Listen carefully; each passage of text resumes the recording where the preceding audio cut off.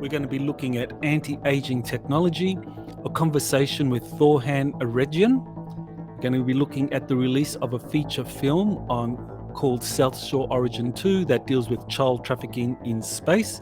We're going to be looking at Whistleblowers briefing the US Congress on UFOs and reverse engineering of extraterrestrial technologies. We'll be looking at the US Senate passing the National Defense Authorization Act and the Intelligence Authorization Act, both of which contain UAP or UFO provisions. And we'll be looking closely at the question of why is the US Congress pushing for UFO legislation now after decades of silence. You are listening to Exopolitics Today with Dr. Michael Salla, your source for the uncensored truth regarding the human, extraterrestrial, global, and political agenda. Click the like button and subscribe to this channel. And now, here's Dr. Michael Salla. Well, welcome to Exopolitics Today. It's been a big week, a historic week, really, for the UFO phenomenon, with the US Congress, for the first time in its history, actually hearing whistleblowers talking about what they saw, what they experienced concerning UFOs. So I will bring up my Twitter feed where I get to go over these stories with you. So the first story I want to cover is something that I put out on July 22. It was a study on anti-aging, and it was claimed in the study that the team identified 6 chemical cocktails that can restore, and it talks a little bit about the different medical technologies or research that's involved in this breakthrough. And what it corroborates is William Tompkins' claims that a cocktail of reverse aging pills were developed by TRW for a Navy-run secret space program in the early 1970s. So what this study does, and it's in the debrief, and that's been putting out a lot of articles on kind of alternative science, UFOs, UAPs, and this is quite a significant development because what it does is that it shows, as far as open source science is concerned, that reverse aging technology or pharmaceutical products are possible. And the thing is that this corroborates what William Tompkins says that he worked on from 1967 to 1971 at TRW, which was a major aerospace company, which has since been folded into the Boeing Corporation. And TRW did this study for the US Navy because the Navy at that time was needing these anti-aging technologies that, according to Tompkins, had been passed onto the Navy by Nordic extraterrestrials. And they needed this because they wanted to recruit personnel.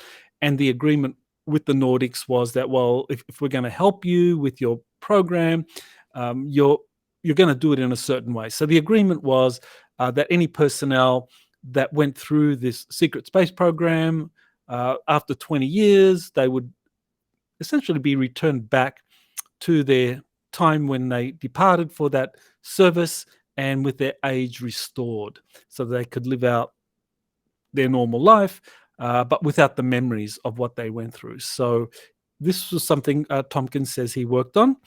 And of course, now you have this study that's just come out saying that a cocktail of drugs can actually do this. It can reverse age people. So that is remarkable corroboration, and also it proves or supports the adage that things that are happening in the classified world typically take anywhere between 30 to 50 years to be released into the open source literature. So reverse aging technologies were successfully developed in classified programs going all the way back to the 1970s, and we see that this is something that is today in 2023 being revealed. Here's a very informative conversation on UFO ET disclosure on our planet by Greg Braden and John Peterson. John Peterson is the head of the Arlington Institute, and they're discussing the disclosure effect, reshaping our world after disclosure. And what I think is very noteworthy in this discussion is that John Peterson, he, as the head of the Arlington Institute, he was very much involved in a number of classified studies that the US Navy was conducting on the result of disclosing the truth about extraterrestrial life and technology. So he's been involved in some very sensitive studies on the effect of disclosure on our planet on behalf of the US Navy. He is part of a think tank which has been supported by the US Navy, funding it.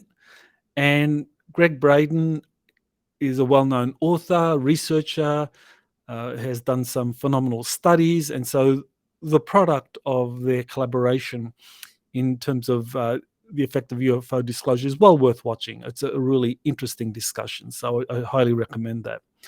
Here's a conversation I had with Thor Han on colonization of the Pleiades and Earth liberation.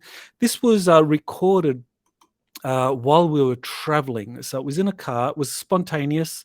Elena Danan was with me. She has an implant, a physical implant that she can communicate with Thor Han and others. And so she distinguishes that from channeling, because this is kind of like a device. It's an electronic device. It's kind of like technology, just like turning on a radio and you get a signal coming from some transmitter somewhere. So similarly, her device, her implant, enables her to receive signals, which is different to channeling, where people believe that they're receiving telepathic communications, which is possible. But of course, the big drawback with that is that you never are sure who the source is. Well, because she has a physical implant that's programmed to work with the Galactic Federation worlds and Thor Han, she's very confident that the signal she's receiving is directly from the Galactic Federation. So it's a very interesting conversation. I got to ask Thor Han about the colonization of the Pleiades, their system of governance, their relations with other extraterrestrial groups such as the Anunnaki, and what the Galactic Federation, what the Pleiadians are doing to help with the liberation of Earth. Now, unfortunately, because this was recorded on the road, we're in a car traveling, and so the audio quality, after we filtered out the traffic noise, the audio quality isn't so good. But there is a transcript. So if you go to my website, exopolitics.org, and you go to that particular article, you will see the transcript. So the transcript makes it easy to follow exactly what was being discussed. So definitely worth following that particular communication. I think it's very, very informative. Okay, so now we get to the release of Jean-Charles Moyen's feature movie, South Shore 2. He's been working on this for 3 years now. So it's a dramatized version of his extraterrestrial and secret space program experiences using fictional characters. When he first started doing this, and I met Jean-Charles in Quebec, Canada, in 2019. So that's 4 years ago. We met for the first time. And at that time, he was very, very careful, very, very guarded, very, very fearful about coming forward and saying, look, I'm a SSP insider. I've worked with a joint French-US secret space program. He was very careful. What he did instead, he chose to fictionalize his experiences in a movie. So that was his first feature movie, was South Shore 1 Origin. It's available in both French and English. And this is the sequel. 3 years later, it's the sequel, South Shore Origin 2. And it's available in French with and there's a version with English subtitles.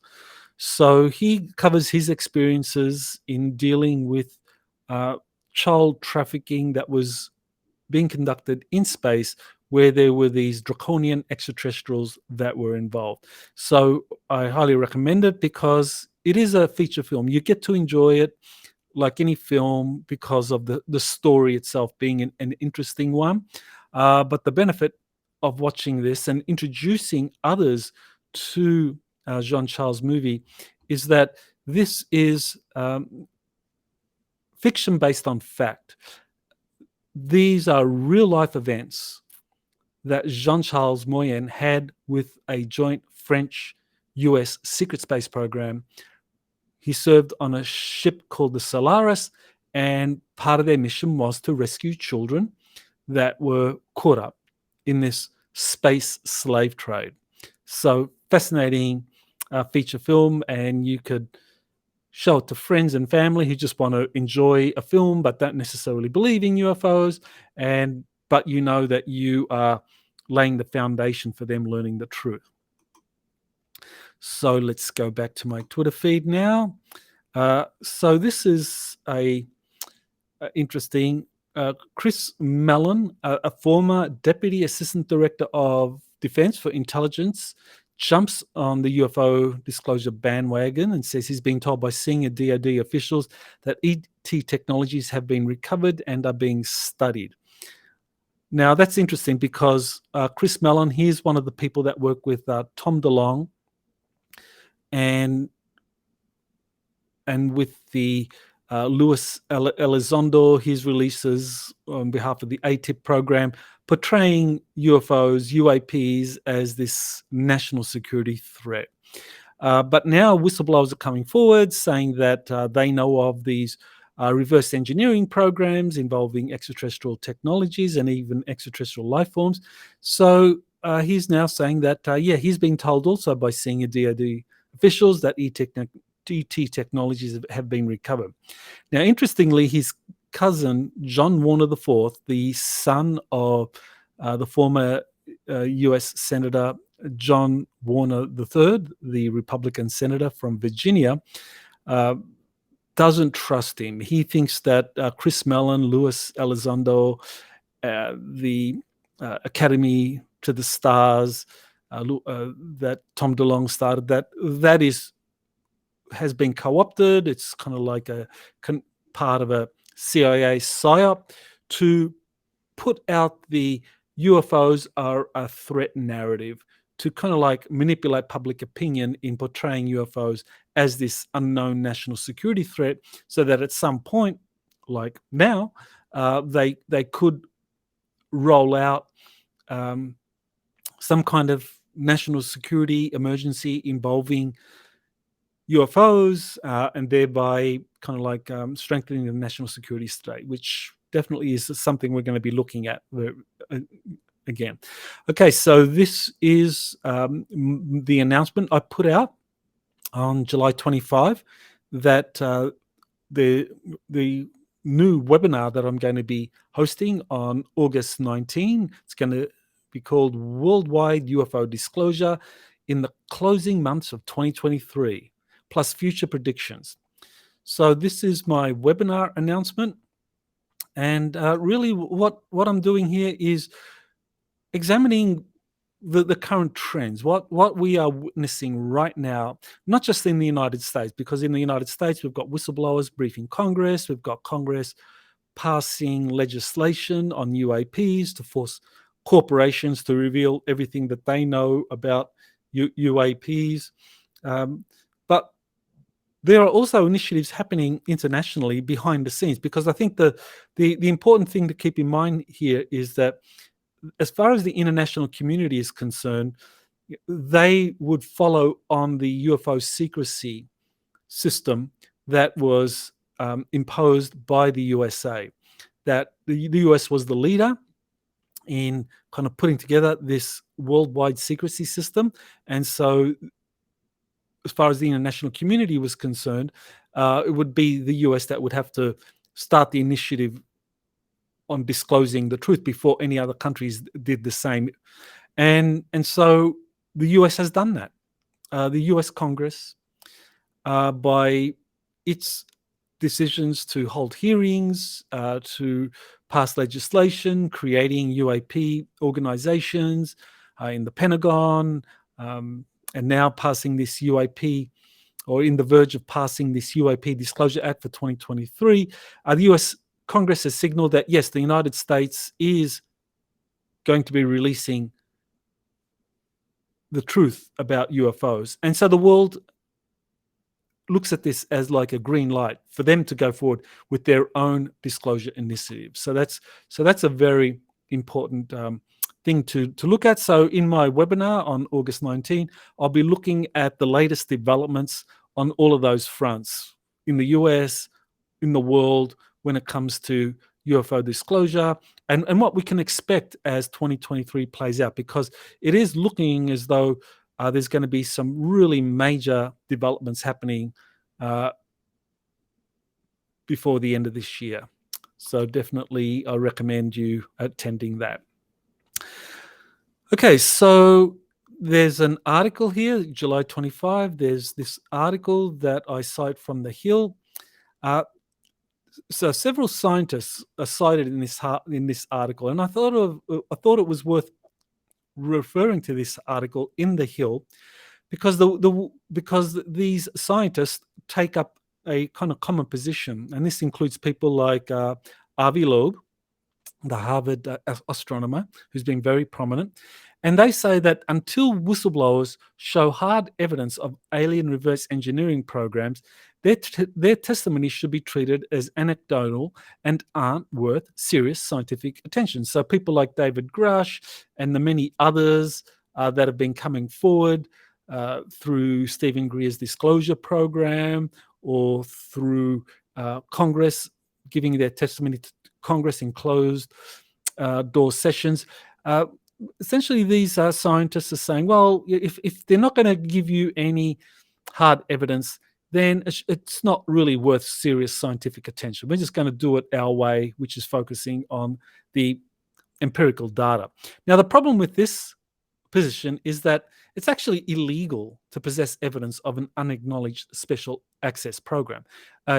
These reverse engineering programs involving extraterrestrial technologies and life are unacknowledged programs, which means that their existence is not acknowledged at all. It's not; these programs are not admitted to exist. And there's also even another category, even higher category of waived, unacknowledged special access program, which means that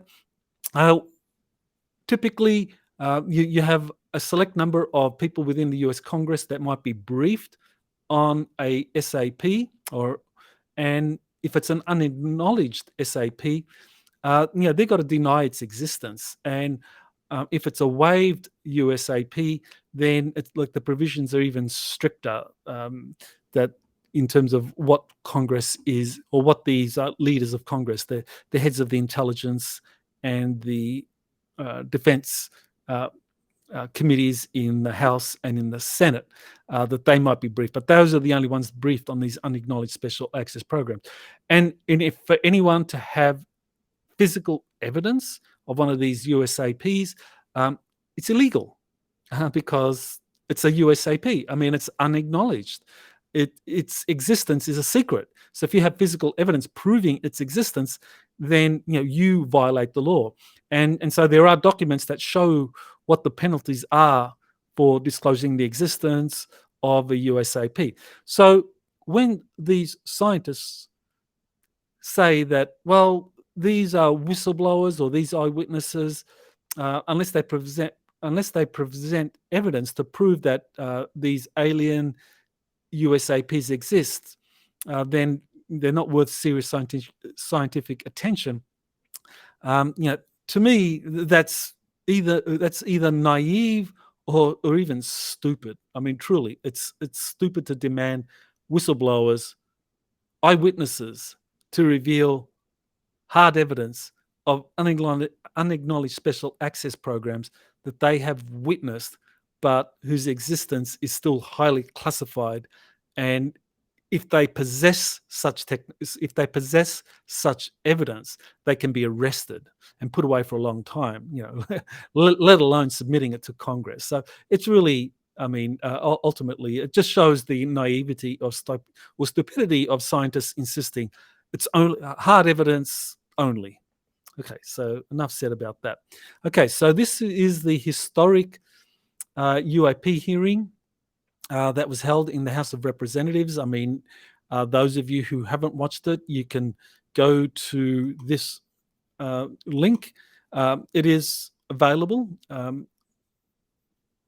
to watch in its entirety, 2.5 hours. Well worth it because this is a historic event. And David Grush's testimony in particular, it was very significant. So you can go to that link through my Twitter feed, or the X feed, as they now are starting to call it. Okay, so this was my summary of the UAP hearing in Congress. So this is what I thought. So I thought it was very impressive. It put the whole issue of UAPs belonging to non-human intelligence on the congressional radar, especially classified programs that study retrieved craft and non-human life forms. This has never been done before. Previously in congressional hearings, it was all about UFO sightings. It was all about camera footage, pilot sightings, radar tracking of UFOs. That was it.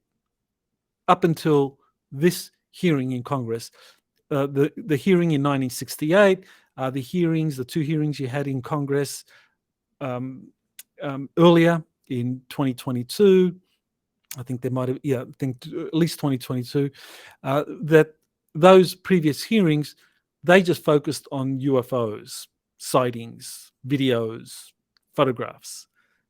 For the first time, you actually have Congress looking at the existence of these programs, classified programs, studying retrieved spacecraft and non-human life forms.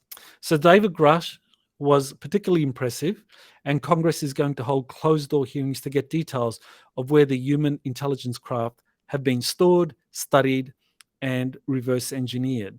So David Grush, I mean, there is some controversy out there. Some people say, well, he's just a CIA asset trying to kind of like give new life to this UFOs are a national security threat narrative. And certainly he does do that. But I think if you just try to categorize David Grush as someone trying to push the UFOs are a national security threat narrative, I think you're really overlooking that you can do that without saying anything about UFOs are being actually recovered and are being studied and reverse engineered in classified laboratories in a way that lies contrary to critics of Grush who try and put out the narrative that, well, Grush is CIA because he's pushing this UFOs are a national security threat narrative. Well, if you're saying that these UFOs are reverse engineered from recovered extraterrestrial spacecraft, it kind of counters that UFOs are a national security threat narrative, because you're really pointing out that some of those UFOs are probably ours. So, people who criticize Grush haven't really thought this through, I think. So Grush, I think, is very impressive. I mean, he's definitely someone with impeccable credentials. I think 14 years in the US military, the National Reconnaissance Office, National Geospatial Agency, so very highly credentialed. And the important thing was, in listening to him, he knows the names, he knows the locations, he knows the specific processes involved in these classified reverse engineering programs involving extraterrestrial technologies. And he's willing to share that in a SCIF or in a classified facility where he is not going to be punished or prosecuted for revealing classified information to unauthorized persons in a SCIF facility, which stands for Sensitive Compartmented Information Facility. He can reveal all of this information because everyone in that SCIF facility are cleared. They're authorized to hear that information. So that's why he was insisting throughout the hearing that he's willing to say more, but it has to be in a closed-door SCIF facility. One of the things that also stood out was the bipartisan nature of the hearing, where Democrats and Republicans were all supportive of the witnesses and of each other, that they were all working together to get to the truth. So the overall conclusion to this is that Congress has been green-lighted to go ahead and reveal the truth, despite there being some pushback by senior bureaucrats and DoD officials. And it's very interesting that in this hearing, there were several comments made by Congressman Tim Burchett and Anna Luna that they went to a SCIF facility at Eglin Air Force Base where they were supposed to hear Grush, but the base commander denied Grush access or denied him the clearance. And so and in the end, that hearing didn't go through. They couldn't get the briefing they wanted on the information Grush was willing to share. So that's very interesting that the Congress is now putting pressure on the Pentagon to reveal this information. So overall, the UAP hearing in Congress I thought was very impressive. So here's David Grush's 5-minute statement at the House Oversight Committee hearing, where he cites docs and photos he's seen and 40 DoD witnesses he has interviewed concerning the retrieval, study, and reverse engineering of ET spacecraft dating back to the 1930s. So I just wanted to play that. It runs for 5 minutes, so let's listen to that. Mr. Chairman, ranking members and congressmen, thank you. I'm happy to be here. This is an important issue, and I'm grateful for your time. My name is David Charles Grush. I was an intelligence officer for 14 years, both in the U.S. Air Force, both active duty, Air National Guard, and Reserve, at the rank of major, and most recently from 2021 to 2023, at the National Geospatial Intelligence Agency, NGA, at the GS-15 civilian level, which is the military equivalent of a full bird colonel. I was my agency's co-lead in unidentified anomalous phenomena and transmedium object analysis, as well as reporting to the UAP task force, UAPTF, and eventually, once it was established, the All-Domain Anomaly Resolution Office, AARO. I became a whistleblower through a PPD-19 urgent concern filing in May 2022 with the Intelligence Community Inspector General. Following concerning reports from multiple esteemed and credentialed current and former military and intelligence community individuals that the U.S. government is operating with secrecy above congressional oversight with regards to UAPs. My testimony is based on information I've been given by individuals with a long-standing track record of legitimacy and service to this country, many of whom also have shared compelling evidence in the form of photography, official documentation, and classified oral testimony to myself and my various colleagues. I have taken every step I can to corroborate this evidence over a period of 4 years while I was with the UAP Task Force and do my due diligence on the individual sharing it. This is because of these steps, I believe strongly in the importance of bringing this information before you. I am driven by a commitment of both to truth and transparency, rooted in our inherent duty to uphold the United States Constitution and protect the American people. I'm asking Congress to hold our government to this standard and thoroughly investigate these claims. But as I stand here under oath now, I am speaking to the facts as I've been told them. In the U.S. Air Force, in my National Reconnaissance Office, NRO, reservist capacity, I was a member of the UAP Task Force from 2019 to 2021. I served at the NRO Operations Center on the Director's Briefing staff, which included the coordination of the Presidential Daily Brief and supporting variety of contingency operations, which I was the Reserve Intelligence Division Chief backup. In 2019, the UAP Task Force Director asked me to identify all special access programs and controlled access programs, also known as SAPs and CAPs, we needed to satisfy our congressionally mandated mission, and we were direct report at the time to the DepSecDef. At the time, due to my extensive executive level intelligence support duties, I was cleared to literally all relevant compartments and in a position of extreme trust, both in my military and civilian capacities. I was informed in the course of my official duties of a multi-decade UAP crash retrieval and reverse engineering program, to which I was denied access to those additional read-ons when I requested it. I made the decision, based on the data I collected, to report this information to my superiors and multiple inspectors general, and in effect becoming a whistleblower.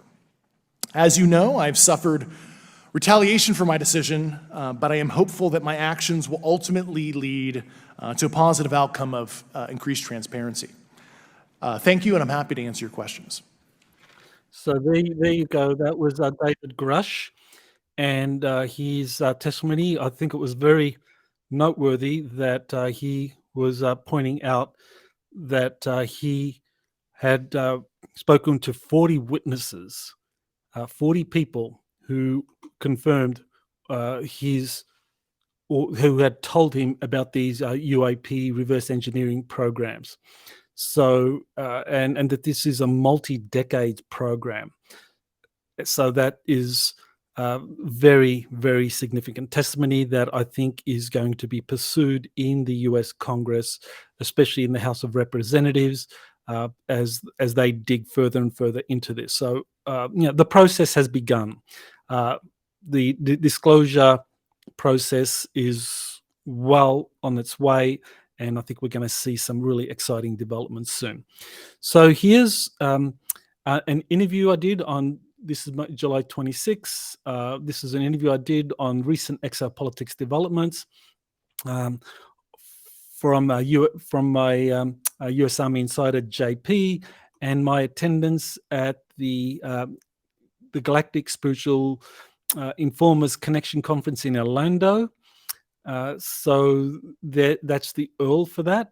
You can go watch that, and I cover a lot of information in that, and I think this conference is an important one because as far as I can tell, this is a great way for people to connect with others from their soul group. And so that's a very interesting concept, isn't it? A soul group.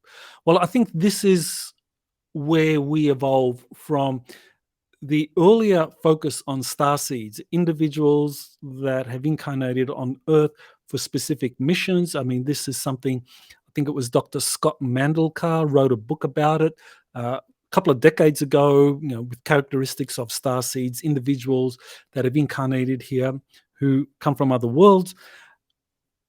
A star group is a group of individuals that decide to incarnate together, that come from some other world or dimension or realm or a space arc. And I think that's very significant. So I get to talk a lot about that in this interview with Danny Henderson, and how these conferences, such as her Galactic Spiritual Informers Connection Conference, how that gives you the opportunity to come, not only to kind of get a lot of information from a great lineup of speakers, but to be in an energetic place where not only can you find out more about yourself and your mission, but also connect or reconnect with members of your soul family or star group that are attracted. So this is going to become the hub. This conference,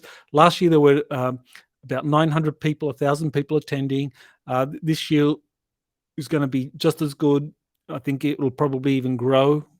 And next year is going to be even bigger. So this is going to become the premier event for star groups reconnecting. So definitely if you haven't yet booked a place, then I recommend you book a place and be part of this great conference. And I'll be speaking at that. It'll be my only conference my only conference for 2023.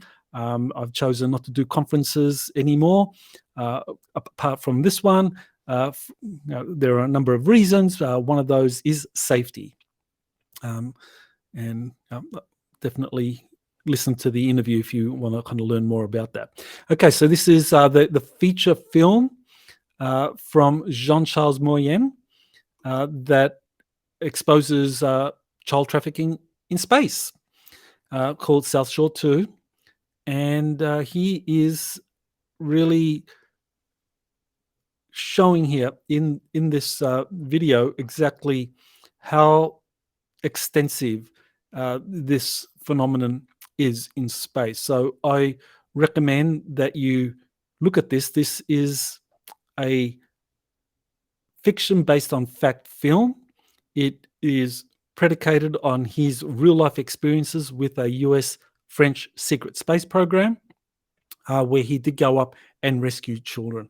So you can go to my website, exopolitics.org, to get links to watch it on Vimeo, and it does have English subtitles, even though it is in French. So that's Jean-Charles Moyen's movie feature film that he's been working on for the last 3 years. Okay, so this story is very interesting. There are new commanders for both the US Space Command and Northern Command, or NORAD, that are going through the Senate confirmation hearings. The current commander of NORAD, General Glenn Van Herk, I covered this in last week's Week in Review. He's in a dispute with Space Command over tracking Santa Claus. And as I said last week, I mean, Santa Claus is a euphemism for UFOs.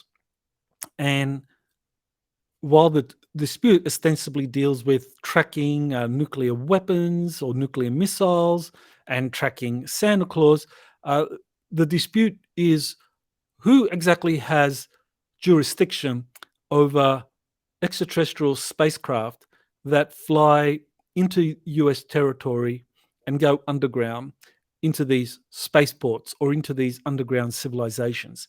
Is it Space Command, which has been tracking these in space, or is it Northern Command that has jurisdiction over North America and, of course, underground or the adjacent waters of North America?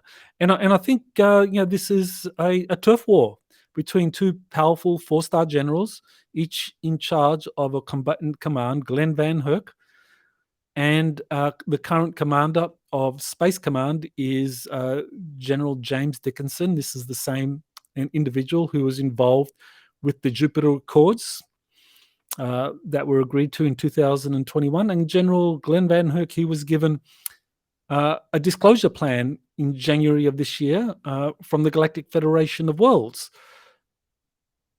according to Elena Danaan. So this raises a very interesting jurisdictional and turf war or turf issue as to, well, who has more authority when it comes to extraterrestrials visiting the Earth or going into these underground locations on Earth? Is it the combatant commander for a particular geographical area like Northern Command, like North America, or is it Space Command, which is tracking these things in deep space? So very interesting. And in the interview I did with the communication I had with Thor Han through Elena Danaan, this was one of the issues we touched on, this conflict between these top commanders from the US military, both of whom have important functions and roles that they're playing, that they have liaised with members of the Galactic Federation. So who is, how can they resolve, if they have difficulty resolving the conflicts between themselves, that doesn't look good as far as the Galactic Federation is concerned.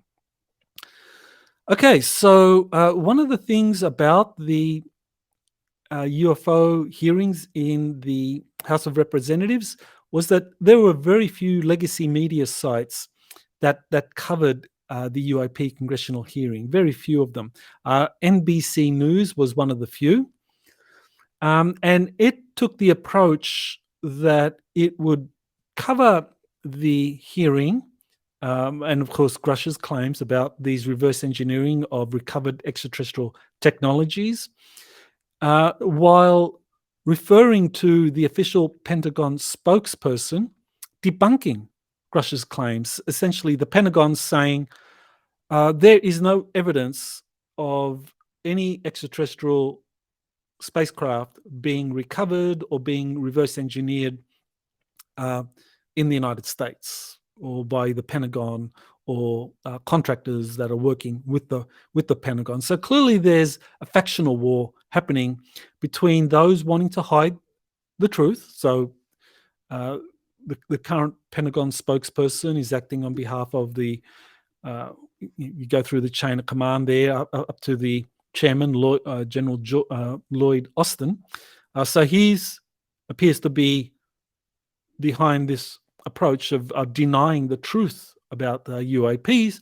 But of course, there are those behind people like David Grush and of course JP, the Army insider I've been working with, that are green lighting them, that are pushing them to come forward. And Grush has said there's 40 other witnesses that he can call upon to discuss this issue.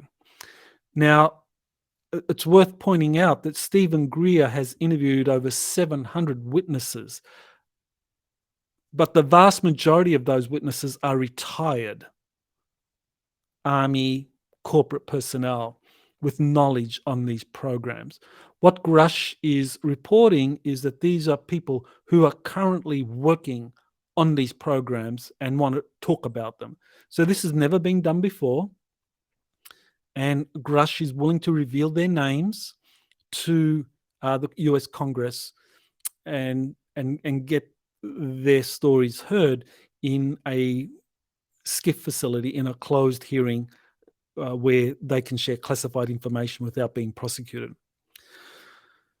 Okay, so here's something worth keeping in mind. This is the Black Vault is a UFO, I guess, clearinghouse, if you like. A lot of documents, official documents released through FOIA, appear on the Black Vault, and that's run by John Greenewald, and he does a very good job in cataloging tens of thousands, I think it's actually millions of pages of documents concerning UFOs, extraterrestrial life on the Black Vault. So here he's created a page devoted exclusively to the House Oversight Committee's the Subcommittee for National Security hearing on July 26th. And Grush's statements, you can read it. So I just played it for you. You can read his opening statement as well as his closing statement. So if you go to that particular link, there it is. You get the opening statement and Grush's closing statement. So I don't need to go over that because we already heard his opening statement. But definitely, I think he's going to be a historic figure. David Grush will be remembered as the person, the one single person, I think, that at an official level tipped the scales as far as disclosure is concerned. A lot more people are involved, and there's a lot more depth to this phenomenon. But Grush is definitely a very highly credentialed individual who started the ball rolling. Okay, so this is some new information that has just come out. It came out on Friday. So this is news that the full US Senate has passed the National Defense Authorization Act that includes both the UAP Disclosure Act and an amendment to the Intelligence Authorization Act. So the UAP Disclosure Act, I covered that in depth in last week's Week in Review. It had an extensive number of provisions in there concerning the creation of a review board that would report directly to the President of the United States in determining what UFO records should be released or not to the public, that there's a 25-year limit on these UAP records remaining classified, at which point a case has to be made for why they shouldn't be declassified. So this UAP Act is quite sweeping. It asserts eminent domain, where those corporations or those private entities that have in their possession any kind of UAP debris related to non-human intelligence, that the government can assert eminent domain and take possession of that. So that's a good thing, because a lot of these corporations took these technologies from the US military that have these reverse engineering programs going around the world. So the US military, Project Moondust, Project Blue Fly, these are some of the names of the classified reverse engineering, of some of the classified crash retrieval programs that have been in existence. Project Pounce is another one that comes to mind. These have involved US military personnel and other covert personnel from the different intelligence communities going to different locations, retrieving these craft, bringing them into the United States through military bases, and then handing them off to corporations for study. So now we ask the question, well, Congress is asserting eminent domain, saying, well, look, you corporations, you were given these technologies by the government to study, to reverse engineer, but you don't own those. If you're not forthcoming, if you don't reveal everything that you know or are doing regarding these technologies, or if you don't disclose everything that we ask, then we can assert eminent domain and take that back away from you. So I think that's a good thing. And also there is an amendment to the Intelligence Authorization Act that was also included in this passage of the NDAA, and that Act defunds UAP programs that don't report their provisions or don't report their activities to the US Congress. So as it stands right now, the UAP, or let's just call it the UFO Disclosure Act, just so that we know what we're talking about, that particular act was passed, was incorporated as an amendment to the National Defense Authorization Act for 2024. And so that NDAA was passed by the full Senate. So now it goes to the House of Representatives that doesn't have similar legislation to either of what I've just discussed. So the Senate is where these different acts have been passed, and the House hasn't passed these, but the House version of the NDAA and the Senate version will go to a reconciliation committee where they will then merge the two. And it's expected that after they're merged and the language from the Senate is incorporated into the House of Representatives version, then it will be voted into law. So there's still a few more hoops to go through. So I cite, or I retweeted the feed from Dean Johnson, where he discusses this. So yeah, well worth digging into that. Now I wanted to finish by looking at this article that I thought was very helpful in understanding the big picture of what is going on today. This is by an independent journalist, Caitlin Johnson, who wrote an article on why the UAP disclosure narrative is officially being pushed now. And one of the things that I feel that the article misses is it misses the role of the UAPs, or the the UFOs, and non-human intelligence themselves, in particular space arcs and ET motherships. So let's look at this article, and I just wanted to say a few things about it. I think, quite rightly points out that after decades of silence, the US Congress is suddenly pushing the UFO narrative with a lot of vigor.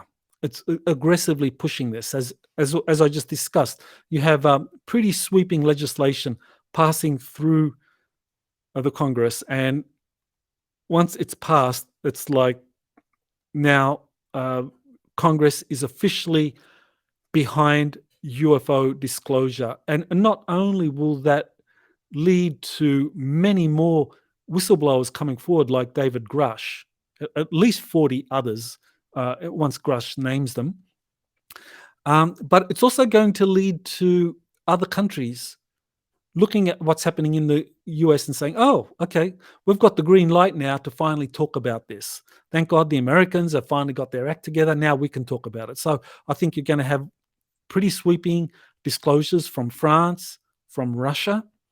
I've been told that the United Nations is also going to jump into the act as well. So, those are things that I'm going to talk more about in my webinar on August 19 for those of you that want to kind of do a deep dive into that and the latest intel that I've got, which I'll share then. So let's look, at this article a little more. Now, Caitlin Johnson, she believes that what we're witnessing now is really this kind of UFOs are a threat narrative being pushed through Congress, and that David Grush and others are really setting the stage for the weaponization of space. That the Grush is saying that these and the other witnesses there that appear, David Fravor and Graves, that they all agreed that these UAPs are conducting surveillance, that they're exploring the vulnerabilities in the US defense architecture, and that they are all potentially a national security threat. So she thinks, her argument is that this UFO narrative that's being pushed through Congress to declassify, that this is all part of a ploy to have the UAPs rolled out as a national security threat, and that therefore the US Congress will give funding to the military-industrial complex to deal with these UAP threats and weaponize space. So she thinks at the end of the day that all the UFO stuff that's coming out is really all about the US military wanting to weaponize space, and that other countries are doing similar things in space. And she kind of like poo-poos the idea that some people have been pushing that these UFO disclosures are a result of the hard work of a lot of UFO researchers and investigators in pushing this issue, bringing it to the attention of different members of Congress and getting them to take it up. So, I think she makes a good point. I think that is true. I think the fact that people like Tim Burchett and Anna Luna, and of course you look at Kirsten Gillibrand and Marco Rubio in the Senate, you look at the involvement of Chuck Schumer, all of these people. Now, are they approaching UAPs because of their conscience? I think probably in some of the cases, yes. I think Tim Burchett and Anna Luna, I think that they're quite genuine, quite sincere, that they want the truth to come out. But I think for the others, I think you can probably, and especially with Chuck Schumer getting behind this, it's very clear that he's been told to do this. And he was told by people within the military-industrial complex that this is something that they want pushed through Congress. So that's why you've got bipartisan support for this. And so I think while there are people of conscience in the Congress that are behind this UFO issue, the fact that it's being pushed through so quickly in a bipartisan manner is because the military-industrial complex does want this to come through. And as Caitlin says, well, it's because they want to weaponize space. Well, this is where I think she just hasn't done her homework. Space was weaponized a long, long time ago. It's really all about US Space Command kind of like taking into or integrating things that were already happening in space. That the US Navy secret space program has been in existence since the 70s. The US Air Force also had a secret space program. So these, and also very operational with advanced weapons and so forth. So these are all going to be incorporated or in the process of being incorporated into Space Command. But they want to, on the one hand, justify funding for these programs, and also expand them, given that they have peer competitors like China and Russia doing similar things. And I think the big threat is China. Last week I talked about China having a space navy, and that their space navy is growing very, very rapidly because China's manufacturing capacity exceeds that of the United States, and China is catching up to what the US has, which is why China is outside of the Artemis Accords, why China is outside of this kind of growing military cooperation involving US Space Command and similar space commands of other nations. China has been left outside because China is considered a threat, and it's something that I will be discussing in a future session with Thor Han about China, why China is kind of like holding out, and why it is a kind of like a rogue force in space. So I think this article by Caitlin Johnson kind of misses what already exists in space, but finally, I think the big thing that she overlooks is the UFOs themselves. That it's not just a matter of these being reverse engineered or craft or some kind of threat, part of a threat narrative. That these crafts, some of those are in fact space arcs or motherships. We have that extraordinary co-written paper by the director of the Arrow office and Avi Loeb, the head of the Galileo project. So Sean Kirkpatrick from Arrow, Avi Loeb put out a paper where they hypothesized that a lot of the UFOs that are being seen are extraterrestrial motherships. That come from an extraterrestrial mothership. So that's out there in the public consciousness. And certainly the people that I've been interviewing and putting out research on behalf of for the last few years, they all are in agreement that this is what's happening right now, is that the space arcs are activating, releasing orbs that are monitoring the Earth population, trying to find the crew of the space arcs. You also have these Cedar motherships that are in Earth orbit, releasing orbs, probes to monitor the Earth. And I think what that has led to is that this has forced the military intelligence community or the deep state to understand that they cannot stop what's coming. I mean, that's the big reason that this UAP disclosure is being put forth, is that they cannot stop what's coming. So they're going to try and get ahead of it.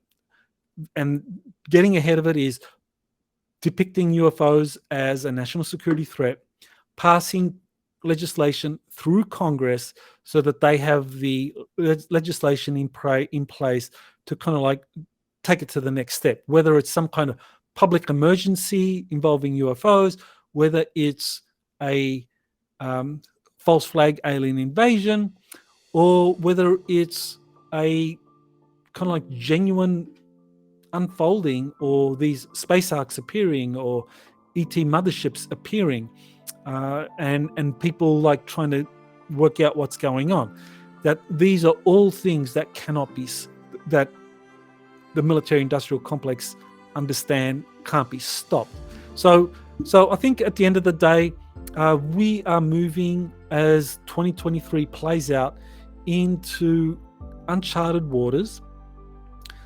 Disclosure is happening. I mean, it's already happened now.